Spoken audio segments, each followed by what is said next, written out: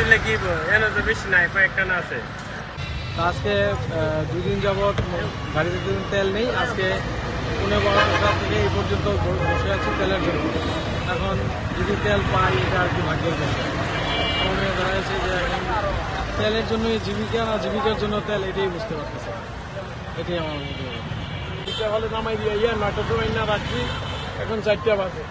এটা কীভাবে এটা সমাধান হয় এরকম কাজ করে সরকার, এইভাবে লাইন ধরে না থাকা লাগে, এই আমার অনুভূতি আর কিছু না।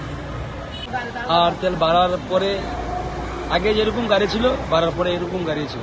মানুষের যখন হাহাকার লেগে আছে তেলের জন্য। আর আমি বাংলাদেশ সরকারের কাছে আবেদন করবো যে পেট্রোল পাম্পগুলোতে আপনারা যে প্রিজাইডিং অফিসারগুলো নিয়োগ দিয়েছেন, আমাদের যে প্রিজাইডিং অফিসারগুলো কিছু রিভিউ আছে অনেক ভালো। এগুলো থাকলে সব প্রতিটি সবসময় যেন থাকলে আমাদের যারা নজরম্যান আছে, পাম্পের কর্তৃপক্ষ আছে, তাদের জন্য অনেক সুবিধা হয়ে যায়। অকটেন ছিল আপনার 120 টাকা, 120 টাকা থেকে অকটেন হচ্ছে এখন 140 টাকা। পেট্রোল 116 টাকা থেকে হচ্ছে 132 টাকা, ডিজেল 100 টাকা থেকে হচ্ছে 115 টাকা। পরেও আমাদের যে কার্সিসটাই রয়ে গেছে, এখনো বাড়ার পরেও আমাদের কোনো কার্সিস কমে নেই। কালকে 9,000 লিটার অকটেন পেয়েছি, 9,000 লিটার অকটেন 11টার মধ্যে শেষ। এখন আজকে পেয়েছি 4,500 লিটার পেট্রোল আর 4,500 লিটার ডিজেল। এই 4,500 পেট্রোল কারে দেবো, কারে কি করবো?